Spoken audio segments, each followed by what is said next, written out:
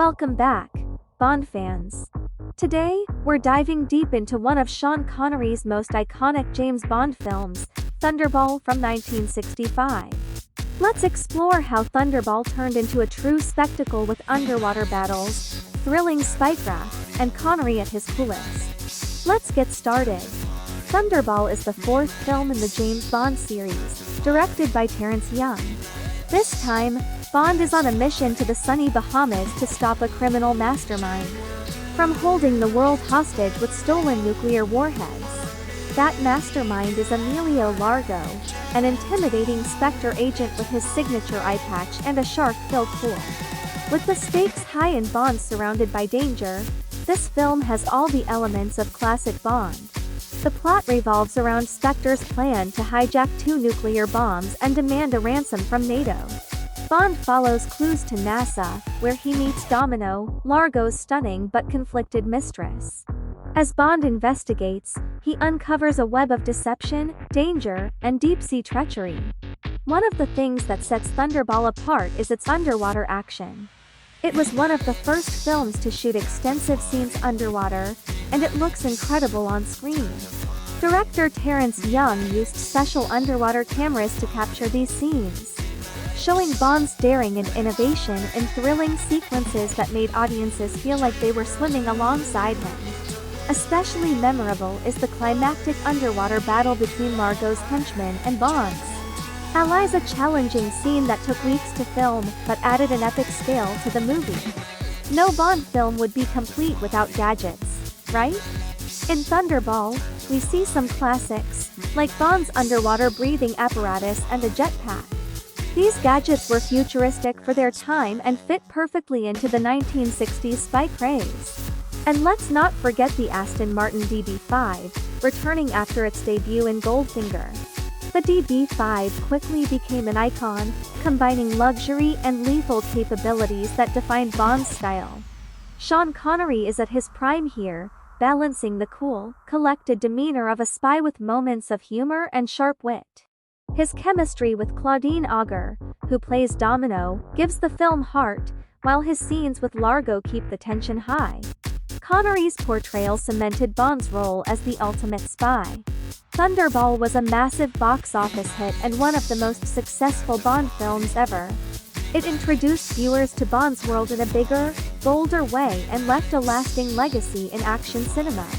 Many films have tried to replicate its epic underwater battles, but few have come close. James Bond heads to the Bahamas to recover 2 nuclear warheads stolen by Spectre agent Emilio Largo in an international extortion scheme. James Bond continues on his 4th mission, with his aim to recover 2 stolen warheads. They've been taken by the Spectre organization, and the world's held hostage as Bond heads to Nassau, Bahamas. Here, he meets Domino and is forced into a thrilling confrontation with Spectre agent Emilio Largo on board his boat, the Disco Volante. Spectre Operative 2 Emilio Largo Adolfo Celli devises a plan to hold NATO to ransom for $280 or 100 millimeters pounds. By hijacking 2 atomic bombs from a Royal Air Force RAF Avro Vulcan strategic jet bomber during a training exercise. To facilitate Largo's plans, Spectre operative Count Guy Dolman IV recruits Angelo Palazzi Palstasino to oversee the theft of the bombs. And with help from Spectre agent Fiona Volpe, Luciana Paluzzi has him surgically alter his face to match that of French Air Force pilot François Derville Palstasino. François Derville is a French Air Force pilot assigned to the NATO staff, who is assisting in the exercise. Volpe and Angelo murder the real Derville, while they are staying at the Shrublands Health Resort. Bond tried to investigate, there was an assassination attempt on him. Only for the latter to demand more money, he wants $250,000 instead of $100,000 as agreed earlier. Fiona acquiesces, merely to have him continue with their operation. Following the plan, Angelo successfully hijacks the bomber, killing its crew with a nerve gas which doesn't affect him, as he had his own secret supply of oxygen, and lands it into shallow waters within the Bahamas. While the bombs are recovered by his men, Largo murders Angelo for reneging on his original deal with Spectre. British secret agent James Bond Sean Connery, recuperating at Shrublands Bond, was curious about Lip, who had curious tattoo on his arm. After a previous assignment, notices Lip's presence and keeps him under observation. Discovering Derval's body, which was brought back to the resort after he was killed in his apartment and replaced with Angelo. Upon being urgently recalled to London, Bond finds himself targeted by Lip for trying to interfere. Before he can defend himself, Lip is killed by Fiona for nearly jeopardizing Largo's scheme by failing to see Angelo's betrayal by a missile fired from her motorcycle. Once back in London, Bond learns that all 00 agents are being put on high alert following the theft of the bombs. After being informed a major city in the United States or the United Kingdom will be destroyed unless 100 million is paid to Spectre within 7 days. While in talks with Bernard Lee on his assignment, Bond requests he be assigned to Nassau, Bahamas, to contact Derval's sister Domino Claudine Auger, after recognizing Derval from the photo given to the agents in their main briefing as the body he found at the resort. Moneypenny Lois Maxwell. Bond meets with Domino, who he learns is the mistress of Largo when he visits a local casino.